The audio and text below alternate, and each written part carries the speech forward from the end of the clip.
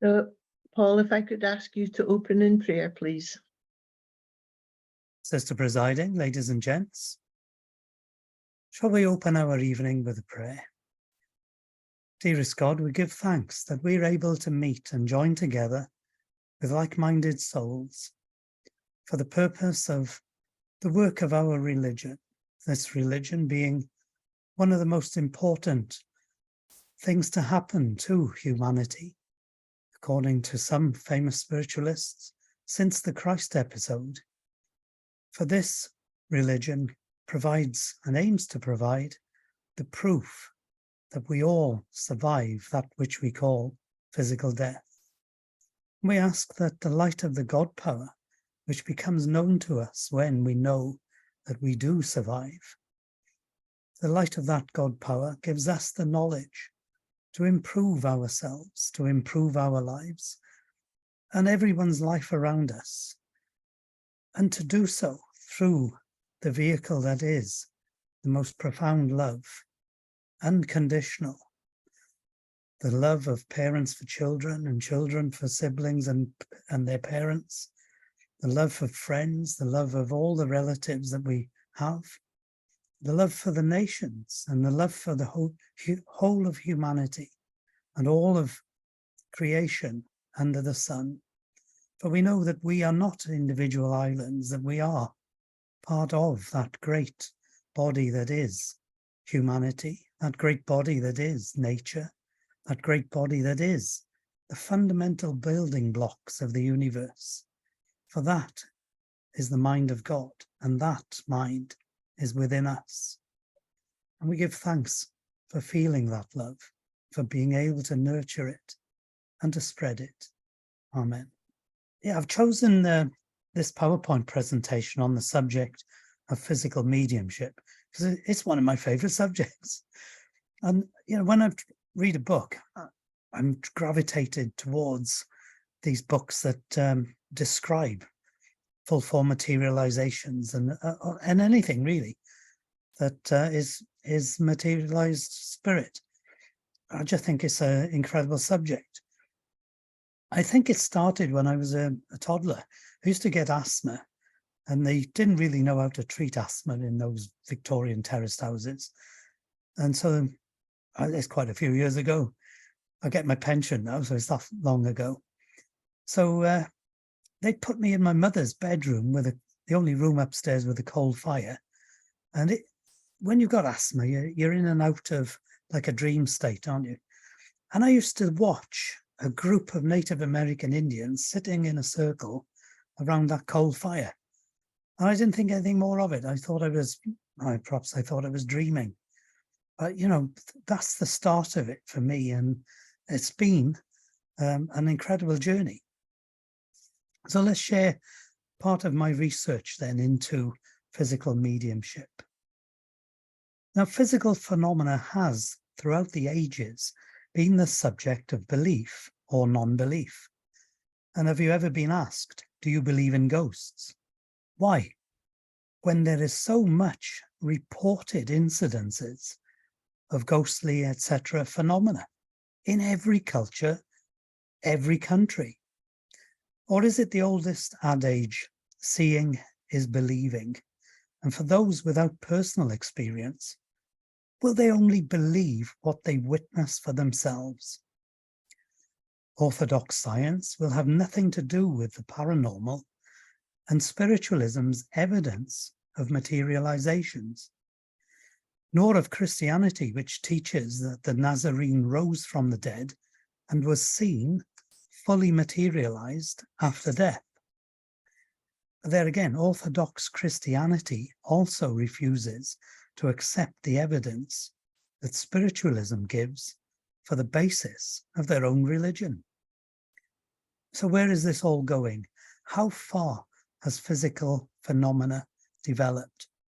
How far have we come compared to those who pioneered the route to bring us what they believed was absolute proof of such phenomena? And perhaps most of us here today will be familiar with the story of the Fox sisters. In March 19 1848, a small cabin near Hydesville, New York State, USA, modern spiritualism found its beginnings. Throughout March of that year, the inhabitants, the Fox family, fairly new to their surroundings, were being disturbed by bumps and bangs emanating in thin air. Wherever the family members searched for the source of the emanations, no trace could be found. By the 31st of March, the frightened family were struggling to sleep easily when the bumps and bangs commenced again. This time, the daughters of the family took affairs into their own hands, and in the process, changed history. By addressing the rapper and asking for raps to be made upon command, the Fox sisters opened a door to communication with the spirit world, and through this communication, a new world religion was born, a religion which promotes peace through personal responsibility and which, through incontrovertible proof, has given humanity the evidence that we all survive physical death.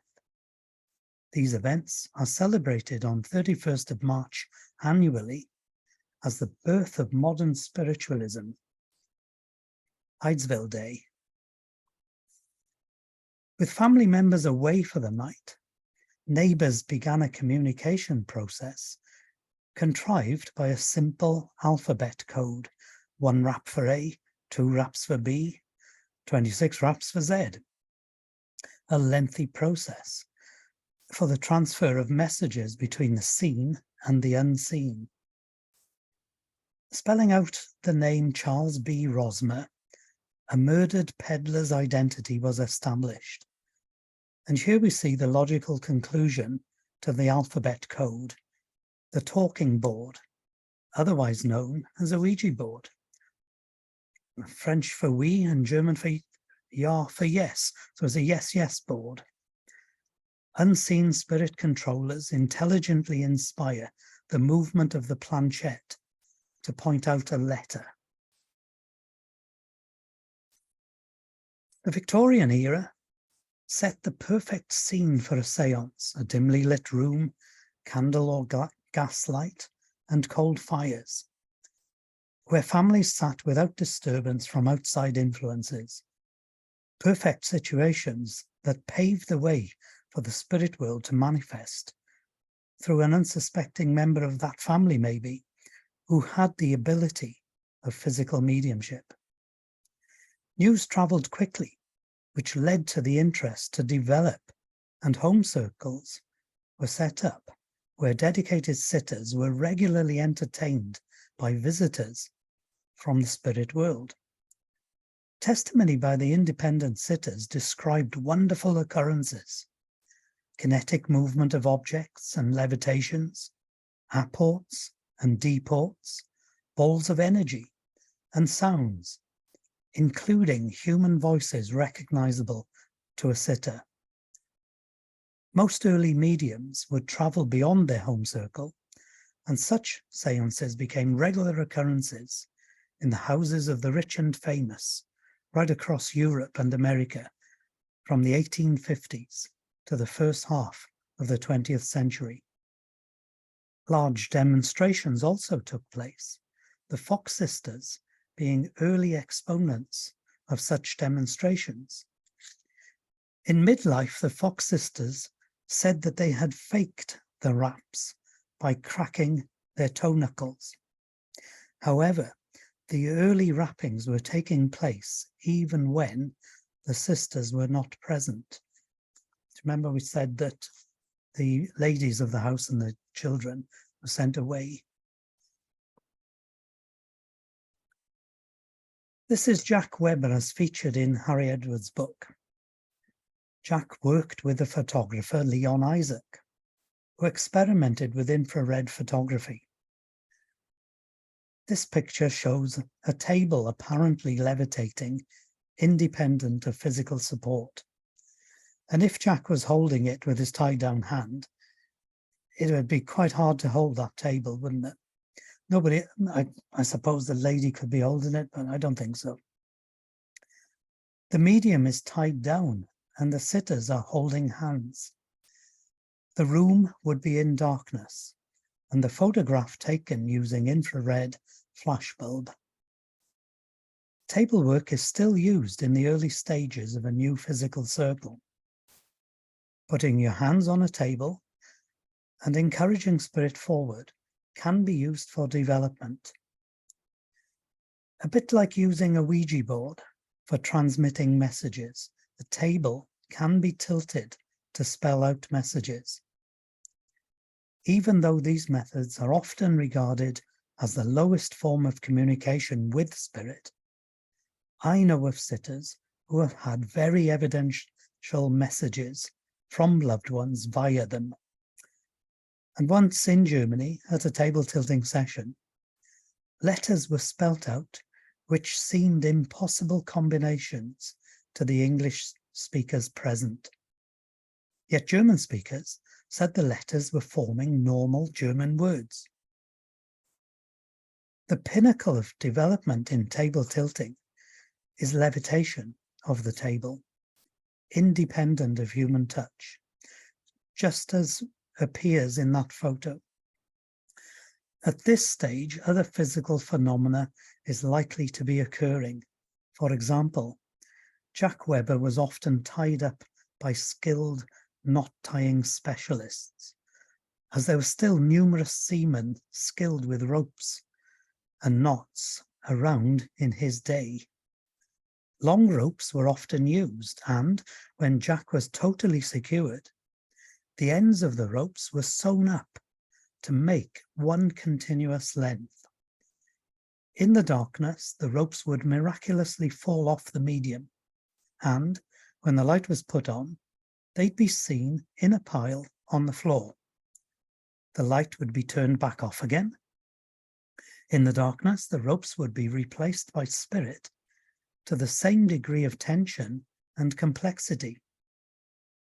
The big question to be posed of an escapologist would be, how did the medium get back into the rope work unaided?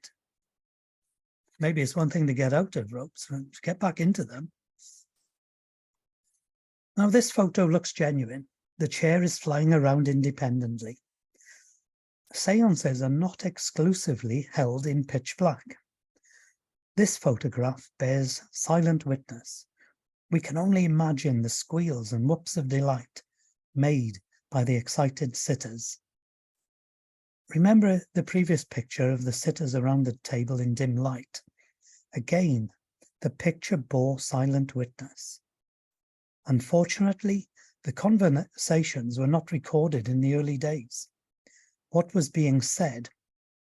Was the medium being overshadowed or in a deep trance?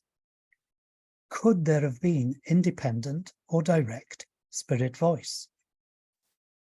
Testimony from the past often shows that the medium would be deeply entranced and beautiful philosophy delivered, such as given by Silver Birch through Maurice Barbanel.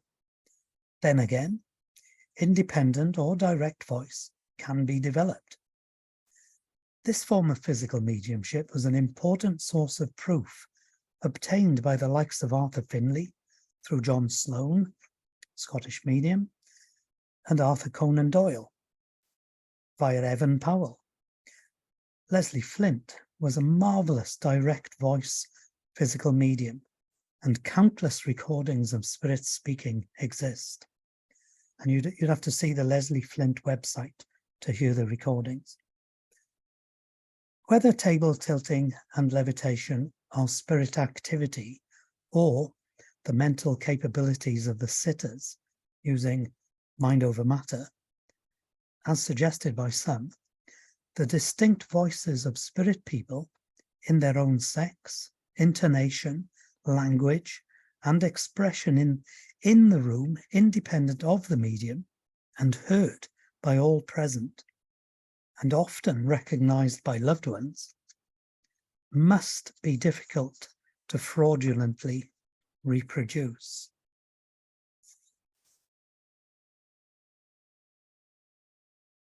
So I've touched on some of the wonders experienced in a seance with a physical medium. But the ultimate must be full form materialization, where a spirit person walks into the room for all to see. The physical medium exudes a substance named as ectoplasm. Sufficient ectoplasm builds up near the medium like a cloud, and a spirit person walks into it.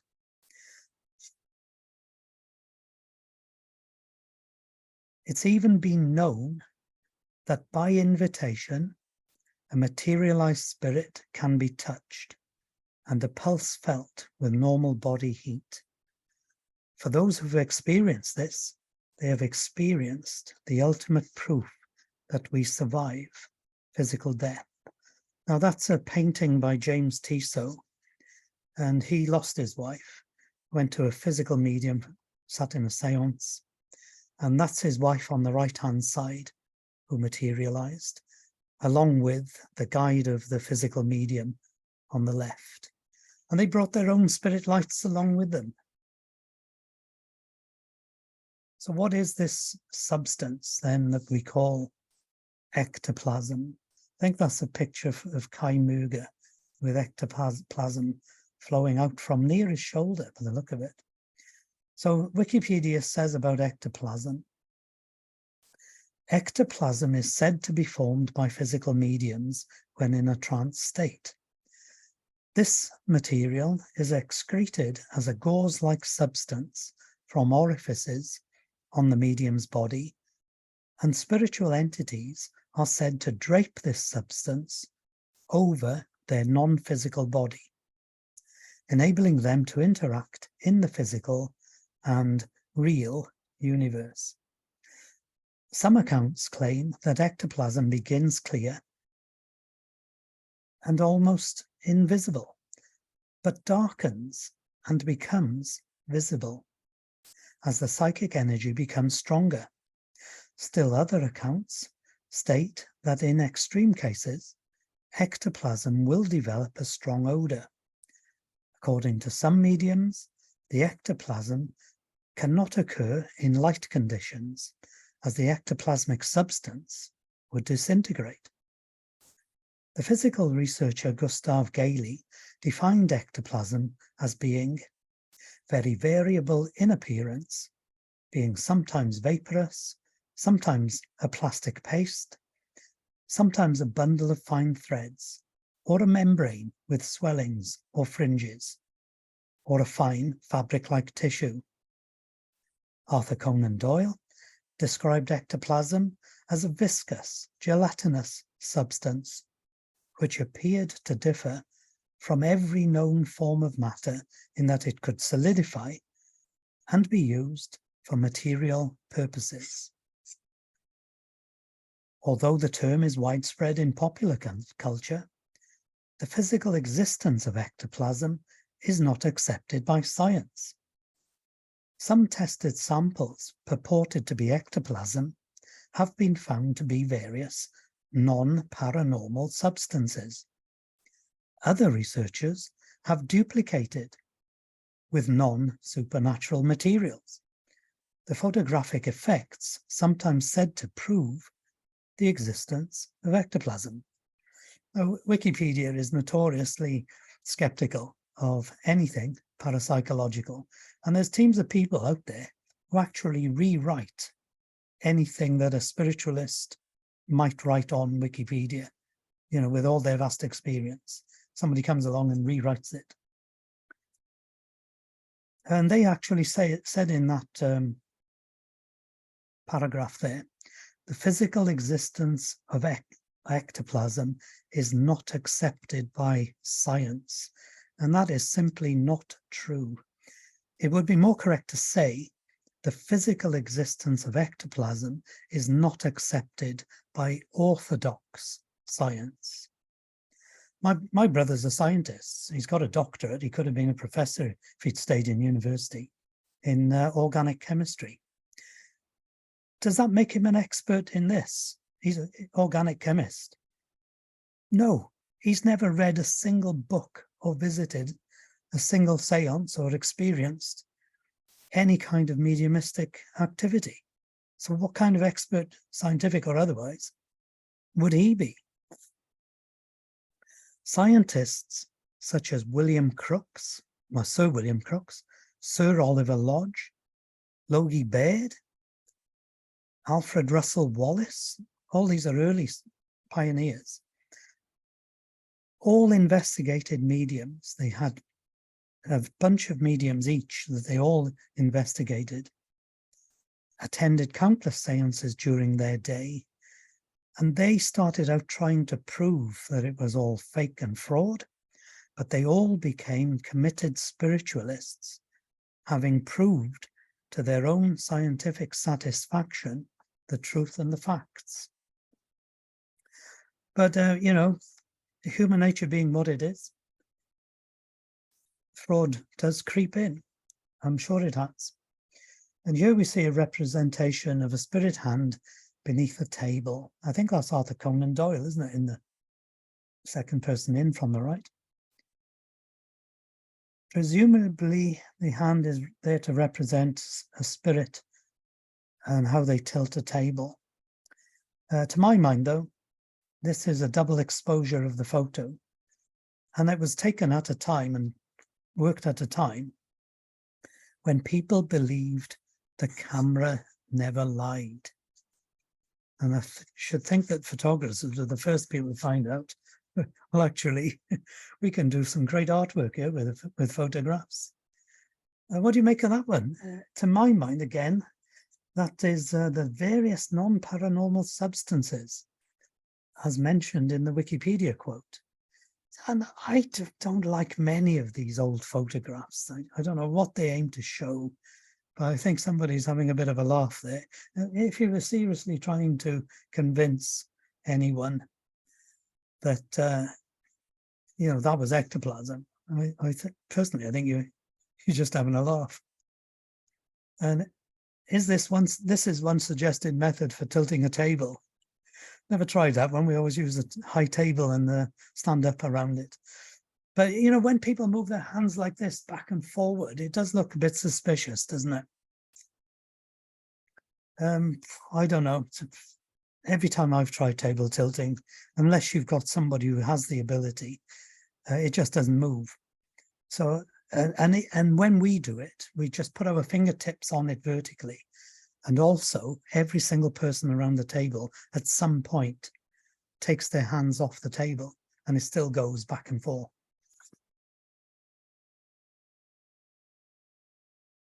But even the best mediums, and probably every medium who's in this field, physical mediums, even Jack Weber was accused of fraud. Was that, you know, some sort of metal bar wrapped in tissue paper to hold these trumpets in place? I have no idea. Again, that's another Leon Isaac infrared photograph.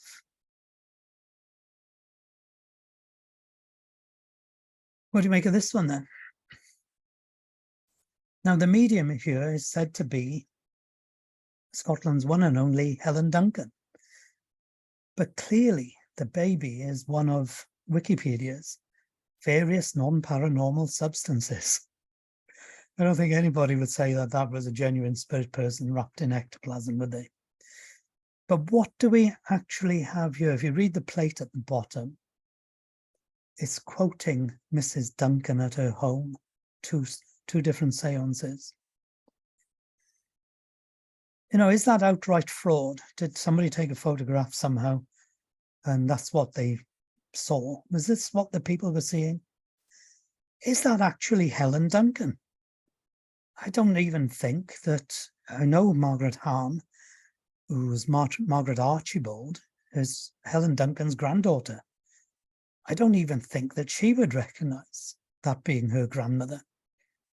Could it be a body double? Could it be a total setup? Could it be somebody trying to discredit spiritualism, maybe? Or if it was a Helen Duncan seance, you know, were they trying to show in a photograph what you could actually see in ectoplasm?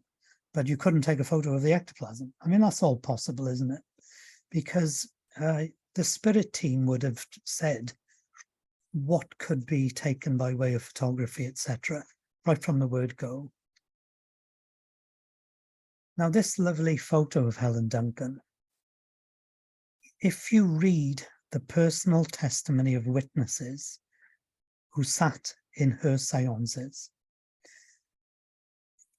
you get a totally different story. You've got trusted people like Eric Hatton, long-time spiritualist. His description of a Helen Duncan seance is beautiful. And in one seance, several full-form materializations. And I think, evident testimony of witnesses should be read by all interested researchers before they pass a judgment on this lady. Her mediumship ultimately caused the legislation of mediumship as lawful and legal in the UK when the Fraudulent Mediumship Act was created in about 1951, I think it was, wasn't it? If you can have a fraud, you must also have one who is genuine. And in this country, there are only two legal religions. I'm not sure if spiritualism is legal now, but because of the Fraudulent Mediumship Act, spiritualism and Christianity were the legal religions of Britain. But we haven't got a Fraudulent Mediums Act any longer. We got the Consumer Protection Rights Act, haven't we? Helen Duncan paid the ultimate price in giving up her life to demonstrate her gift. And we're not talking about when she was put in prison for 6 months during the Second World War. There was that as well. But the police in 1956, I think it might have been, burst into one of her seances, her final seance probably. Lights on, whistles being blown, ectoplasm rushed back into her body, caused internal damage, and she lived 6 weeks in terrible pain and then crossed over. So she must have been a genuine article if it cost her life, don't you think? And there may well be quite a bit of fraud in physical mediumship. But is that fraudulent? Does that look fraudulent to you? How could he be holding that table up with one hand?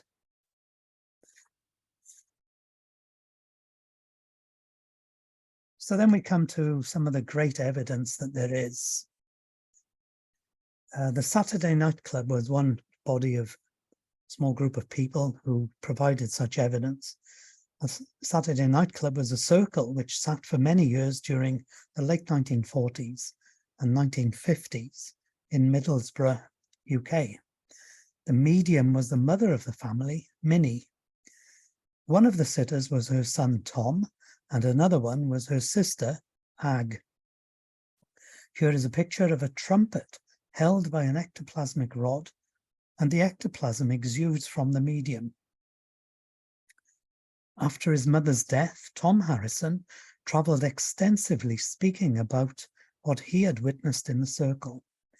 Thousands of full-form materialized spirit people, exactly like in the James Tissot painting, who walked, talked, and could be felt. That's Aunt Ag.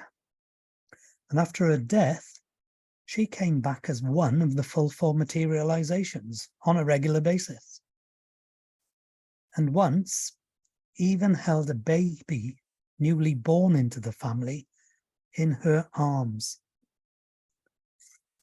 But I personally have yet to witness a full-form materialization. I'm hoping to before I cross over. That would be my life stream. But I know a number of people who say they have. Do you know Arthur Plumpton, Minister of the SNU? He was working on the SNUI for a long period, and he still does on a Monday morning, a philosophy session. He gives witness testimony of Gordon Higginson seance at the Arthur Findlay College, and a full-form materialization came into the room. And as a member of the Park Grove Church in Cardiff, their congregation, as Chris Watkins, he attended countless Alec Harris seances as a child, where he saw numerous full form materializations and just has not been scared of dying his entire life since. You can watch interviews of Arthur Plumpton, Chris Watkins, and as my favourite, Ron Parry, who all witnessed full form materializations. I've got that on my YouTube channel, which is shamelessly advertising, at Paul Challenger 8153. Now, Ron Parry, I said, is my favourite because his only regret in life at the age of 93 was that he only attended one Alec Harris seance, when his wife attended loads and he could have gone every time with his wife. That's his only regret in life. Sadly, Ron is over the other side now as well. There aren't many public working physical mediums giving seances right now, but there are developmental circles around. Some of the current physical mediums are David Thompson, Scott Milligan, Warren Kaler, Kai Murger. He's part of the Felix Experimental Group. That's Kai Murger there in one of their photos. Others exist, as always, in private home circles, such as the Bristol Spirit Lodge. I sat in that one. Gilbert Circle in Portsmouth. You can get tickets to visit them. The Rainbow Circle in Harrogate, possibly only on invitation, but you might ask them, can I come along? And Jenny's Sanctuary in Oxfordshire. They do a lot of public work. So have we gone round in a full, complete circle? There's more. The Soul Phone Foundation in the USA have been working for more than 10 years on the idea that spirit people, or post-materialization people, as they call them, can communicate using modern technology. And using a mobile or cell phone, the idea stemmed from the table tilting effect of a positive tilt for yes, for example. And of course, they are hoping to achieve sight of your loved one on the iPhone screen with sound. And the technology is this yes and no tilt. You know, it's like flicking a switch. Sounds incredible at what they've got planned, but I don't know where they are with it. But that surely does sound something, doesn't it? I'm not sure where they are, but they have announced something else, which is quite remarkable. They are working with mediums and their guides to cause an effect on a plasma ball, such as occurs when a hand is placed near the glass globe.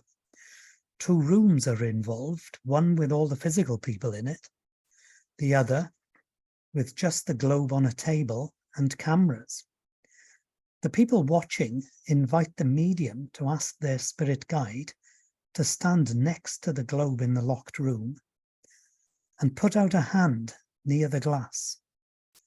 Any plasma interaction is recorded, and the times for the request and the reaction are compared. So basically, you've got a globe that's doing nothing. Then you ask somebody to ask their spirit friend to stand near and put their hand out, and the plasma moves. You know, the electric effect. So these experiments, they're saying, are successful and have been repeated elsewhere. And that is the scientific requirement of proof, to repeat experiments. They're saying that this proves that a spirit person can respond and proves, therefore, life after physical death. The Soul Phone Foundation have full details on their website.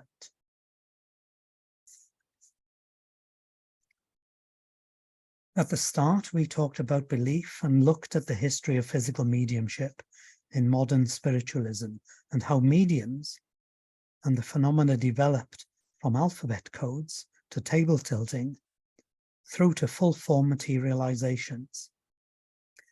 On the back of genuine phenomena, fraud crept in, and spiritualism suffered.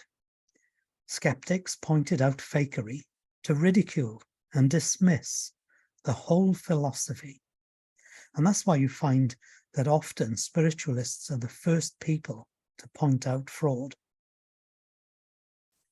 Some of the best mediums suffered for their art and had their lives endangered or lost because of the zeal to find fraudulent activity. And that's exactly what happened to Alec Harris as well, the zeal of people who got into the seance under subterfuge and then tried to grab the Native American who was walking around the room 30 feet away from the cabinet. Of course, the full form materialization disappeared. The ectoplasm shot back into Alec's body. Lights were put on from outside. And, he was never the same since. And he died having been a very fit, well-built, stocky man. 2 years later, his health had gone and he died. Others have suffered through the extremes of experimentation. Maybe they were using too powerful infrared equipment. You can understand why some of the modern mediums are reluctant, to have protocols imposed upon them. So this led to physical mediumship being developed in complete blackout. But have we been kept in the dark for long enough? And to reintroduce science into the seance room, the Union has introduced a protocol along with other interested parties, such as the Banyan Retreat, in connection with blacked out seances taking place on their premises. And they're doing so to take advantage of the innovations in technology by the introduction of maybe modern night vision or infrared cameras to record what is actually taking place in the dark so that the spirit contact can withstand scientific scrutiny and be a valuable research tool for the benefit of both scientific research and modern spiritualism, proving, if it's not already been proven once and for all, that the phenomena of physical mediumship is true and that we all survive what we call physical death. Thank you very much. I'll stop the share now. I think that's possibly the last. There's one more slide after this, but there's some of the books that you can read that detail witness testimony of full form materializations and the like. And there's websites, and there's my YouTube channel. Thank you very much. I sat in that Bristol Lodge circle for a couple of years, and it's an hour and a quarter's drive away from where we live. And the first night we got there, we were put on. I'm not sure. It must have been winter, but it's cold in the summer in a blacked out garage. There's a converted garage, and so they put us on chairs in a semicircle around the cabinet. And the lady went into the cabinet. It was light. They played music, turned the lights down, and we had blankets. She offered us blankets to put on our laps, the circle leader. So we put these blankets on our laps. So we had a wall of blankets between us and the back wall, and between our legs and the underneath of the chairs. And during that first seance, the spirit team said, right, you can put the red light close to the medium. So they pushed the red light right up against the cabinet, opened the cabinet curtains, and you could see the form of the lady sitting on the chair in the cabinet.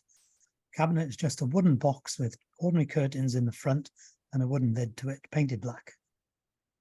A blacked out seance, you cannot see your hand in front of your face when it's blacked out. They put the red light on, and you could see your hand then, but only slightly. But you could see the lady's legs, and from her knees to her ankles, her feet were off the floor, and she stayed in that position for quite a while, feet off the floor.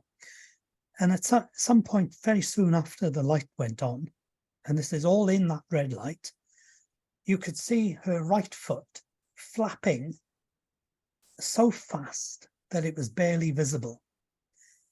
Her left foot was invisible. It was flapping even faster. And that went on for a couple of minutes. And the whole time it was taking place, you could hear a buzzing noise like a hummingbird's wings.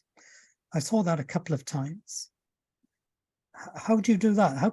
How can you get your feet to move that fast without moving your calves, without moving your legs? You know, her ankles were invisible, but her legs were visible. It can't be done, can it? They also did it with their hands at other points, and hands went incredibly fast. When I do it, though, you can see the elbow moving. But I can't get up to the speed that their spirit people had. You know, just amazing. So she's the genuine article, that lady. There's no doubt about it. I don't think she's doing it now, though.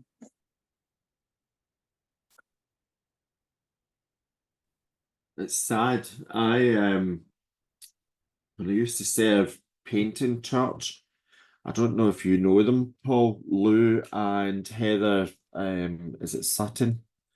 They're really quite, I don't know whether odd's the right word, but they're very scientifically minded. But they had a room totally converted for seance. I never was lucky enough to sit in a seance with them, but we did go in and sit just to see what it was like. And as you say, when you're in that pitch black, it is so disorientating. It is unbelievable. And a lot of things that people are accused of doing in the dark, unless they've got things like infrared goggles on, I don't know how they do it, because even sitting in your chair for 20 minutes in that darkness, you totally lose the spatial aspect, sound, everything. It's just, it kind of boggles the mind. Well, we used to sit for 2 hours over in Bristol. But Yeah. It was the voices. I mean, how they did the voices, they probably used her own vocal cords, but they also put an ectoplasmic voice box maybe there. One time she had a throat operation. Now, the regular guide who came through was the same Magnus that used to work through Lincoln, through, I've forgotten his name now. So I had his name before I said Lincoln, and Colin Fry. Same Magnus who used to work through Colin Fry. Now, Colin Fry is a younger fella, and this is a woman. And Magnus had a younger man's voice when he worked through Colin Fry, working through the lady in Bristol Spirit Lodge. He was an old man, an old Victorian gentleman, but his voice was exactly the same every single time you went there, every week after over 2 years, except for when she had a throat operation. And the following night's seance, he was talking like a young man through her voice box. I thought that was quite intriguing. But the best bit was all the other spirit people. And they used to walk her around the room, like Gary Mannion tries to say that he was walked around the room in a deep trance. So when we're talking about the cause of the SNU's protocol, it was because Banyan Retreat put an unknown infrared camera in the room, and they caught this fella called Gary Mannion walking around the room, taking his shirt off and having people feel his body and trying to say that that's a spirit person, feel my pulse, feel my body heat, feel my sweaty skin. And he was waving his shirt around. Oh, spirit breezes. In the pitch black, you couldn't tell. In the infrared camera, it's on YouTube. Yeah. I For think all to see, and yet people still say that wasn't him. It was him. Yeah, I think so. There we are. It certainly was. It certainly was him, Billy, I can assure you. Fraud. Can I just say that Gordon Higginson, as we all know, I think everyone here knows Gordon Higginson, spoke to 200 people in Glasgow Association of Spiritualists, and the light wasn't entirely black. because the black curtains had little shards of light coming in the side. And those 200 people, and I've got witness testimony from at least 6 of them, all saw the same thing happen as you described, Paul. Yeah. The white smoke came up first of all, and it moved across the stage and built up into a column of, we'll just call it smoke. It built up into a white column, and the spirit never uses all of the person's body. They show enough of the person to identify them. The first person they came to was a friend of mine who's still alive, Diane Mitchell, and she nearly wet her pants when she saw it was built up. It was the head and shoulders and one arm of her father. And he said, because she didn't believe in this. She was sitting in the front row, right in front of the stage, and she could not believe it. And he came forward and said, "Where's Flo?" And that was his pet name for the wife. Wow. And of course, Diane became a spiritualist, a medium, and all the rest of it. But the second person was also Dorothy Ross. Many of you may know Dorothy Ross. She was a very strong English voice, very posh Dorothy. And the next person to get a message was actually Dorothy Ross. And they had I can't remember who the person was with Dorothy, but I've got her statement, and it was a person she knew, and they had a conversation. Now, the important thing, Paul, is, as you say, they had a relevant conversation pertinent to that individual person, and that is the main thing. Forget Wikipedia. Wikipedia don't know anything. I'm a psychical researcher, and anything to do with psychical research, never mind spiritualism, they just twist it all. They've got me down as a medium, and I've never been a medium in my whole life. I'm a psychical researcher who writes books. I have gone into Wikipedia to change things, as you said, and I've gone back, and it's changed to what they have decided I am. And after 3 sensible scientific books, not boring, on the subject, it's got to be a balance between them all. Now, modern scientists are getting better. You know, Chris Rowe and the boys and all that from Northampton University. There's more and more scientists are taking an interest. Now, the likes of, did you say your brother was a scientist? And he was a scientist, worked all his life. But he's not a scientist in this, as not you say. This. No, so he's got no right to an opinion unless he actually comes to see it, and they won't come. No. They say it can't happen. I don't want to know. And in that case, you go, well, don't bother. Professor Roy used to say, don't bother, just let them get on with it. If they're not ready to listen and read books, even mine, read books on it, sensible books that explain everything, then it's a waste of time. Yeah, it's an absolute waste of time. You're wasting your breath, your time, and spirit's time by actually doing that. Yes, physical mediumship exists. It's not as common as you might think it is, but there are genuine cases, but there are also many who are not genuine. Even a couple you mentioned, Paul, but I'm not going to say who. No, I know. Well, Warren Kaler, I'll mention him, is an enigma wrapped up in a puzzle, because Krista Nucci, who runs the Bristol Spirit Circle, she was put onto physical mediumship at a Warren Kaler seance, where she saw, in grayed out, very low level lighting, bad lighting in a big rented room, she saw 2 grayed out humanoid figures walking around the room, which is, I suppose, a full form materialization, but it's just not as clear as other people have seen them. So that converted her. But we've had him to the house twice, and we said to him, well, if you're coming back for a 3rd time, we'd like to know whether you're leaving the cabinet or not. We want to tie you up with cotton just around the arms, like not the ropes that they tied Jack Webber up with, just plain cotton. But it would have broken, wouldn't it, if he'd got up out of the chair? So he never came back. So we haven't stopped him coming back, but he just wouldn't abide by that particular protocol. I think that says it all. But conversely, he was working as a resident physical medium at Jenny's Sanctuary. And Ron Gilkes, I'm not sure how they got onto spiritualism, but it involved the death of their daughter, Jenny. And their complex is like a bungalow, maybe a bit bigger. and they maybe a cowshed. They had a cowshed, and they also had a forge, as in blacksmith's forge. Jenny goes and dies, and they want to create something to honor her memory. Saw mediums, met, and maybe they were already spiritualists, I don't really know, but they got into spiritualism and wanted to do something for the daughter's memory. And they couldn't afford to do anything, not that what they wanted to do. And they live near a corner, and a lorry came around the corner, lost control, went straight through their hedge, straight through the cowshed, flattened the cowshed. Everybody was okay. You know, the lorry driver was fine, but the insurance paid out, and they built Jenny's sanctuary out of it. And then they invited somebody. One of them was Warren Kaler to be the resident physical medium, and Ron has got lots of stories, but they've parted company. So maybe that says enough, because when you ask Ron, you know, what's the truth behind Warren, then he's no longer here.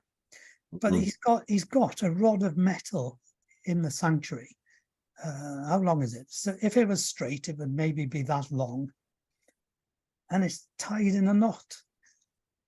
Just a simple switch over knot, you know. So it runs the blacksmith. Uri Geller can do that. Uri Geller can bend metal, but it's got nothing. That's got nothing to do with spirit. Nothing at all. That's to do with their own something within themselves. But Uri Geller has done it under absolutely scientifically closed conditions. Has he done metal that strong though, as opposed to absolutely? Yep. Yep. Tied it in a knot. I mean, it's 6-inch nails and everything, you know, bent over. Morris Gross used to test him a lot, right? And Morris was very fastidious, very. But you couldn't bend a 6-inch nail without a vice or something, could you? And absolutely not. It was it wasn't just a nail; it was a screw. But I asked Ron, you know, how could you do that? And he said, "You try it." He says, "I couldn't do it." No, he couldn't do it even with his metalwork. You know. It would need for him to do it, to have that metal red hot. So it just appeared in the seance room. So whether Warren got access to the forge, I don't know. Yeah. I hear what you're saying, Tricia. You're not the lady who met. Sorry. You're not the lady who met Guy Lyon Playfair, are you? Guy was a friend of mine, yes. Yeah, we have met before then, spoke about Guy. Ah. Do you remember? It was a long time ago. Guy wrote some words for one of my books. I can't remember which one. Yeah, Guy was lovely. Well, his books are full of... Guy's a fantastic writer. Yeah. He was I have to say, everybody, Guy's passed over now. Guy was a dreadful speaker. He was not a lecturer, but he was one fantastic writer. And I write about him in, I think, book 3. I was going to say something there about, it was Uri Geller. Professor Hasted is a very, very worldwide renowned psychical researcher. Can't remember where he comes from. And he tested Guy Lyon Playfair for years and years and years over many things. And he reluctantly had to say that he really couldn't stand Guy Lyon Playfair. He was the most egocentric, self-centered person, but he had to concede that he could absolutely, definitely bend metal and move compass needles with his brain, reluctantly. So that's proof indeed. Well, that was Uri Geller, you mean, wasn't it? Yeah, he made himself millions, didn't he, by dowsing for gold? That's how he made his money. You're absolutely right. That's how he made his. That's how he made his money. Yep. He's the one in Arizona making the chemtrails. Yeah. Well, I don't know about that. Flew back and forth so often that because he identified loads of oil fields, and gold fields. Yeah. I met him over in Brecon one time, and he wanted everybody who was smoking to give up smoking, and he wanted them to bring their boxes of cigarettes up to the front and stamp on them. So Margaret was a smoker, so I'm trying to push her forward. Go up to the stage, Em. Go to the front, and he'll cure you of smoking. No chance. There's no. If she went up to the front, she'd go there to rescue whatever was left from being trampled on. But yeah, he was interesting, very interesting.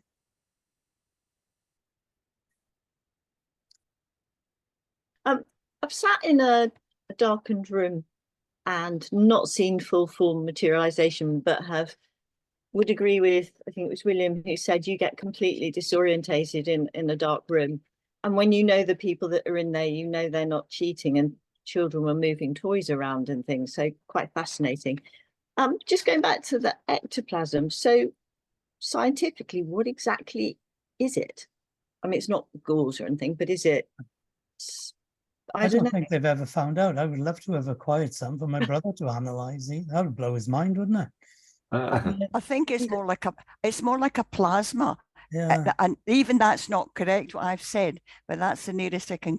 It's just something we don't know. It's literally Oliver Lodge would have said it's etheric material. Now that means nothing. We don't know is the answer of what it is, but it does seem it can be very, very malleable, as Paul said, and changeable. But we don't know what it is really. Okay. It comes in so many forms. That's the other problem with it. But the old fella, Ron Parry, and when Margaret interviewed Ron, who's a former neighbour of hers, Lawrence, his nephew, was in the room, and he's an old man now. But when he was 10 years of age, he went to different seances at Alec Harris's house in Cardiff. And he was invited to step forward. And as he did so, when he stepped to the front, the Native American man standing in the room swept him up in his arms and picked him up off the ground. He's a 10-year-old boy. So I asked Lawrence what he could remember about it, and he couldn't really remember. He said he wasn't proper colour. He was like a grey colour, but he was 6 foot tall compared to Alec Harris's 5'6". He was way over 6 foot. And Lawrence can't remember too much about it.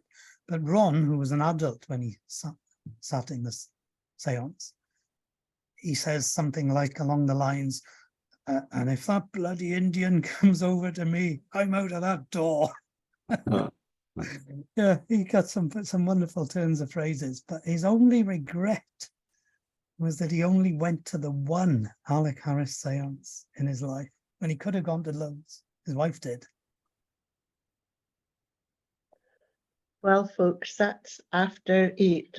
Paul, thank you so much for this evening. So enjoyable, very interesting. Tricia, I'm glad you were here. So I think this could go on for a while, but unfortunately I have to go. So if I could ask Paul, if you could close in prayer, that would be good. Thank you.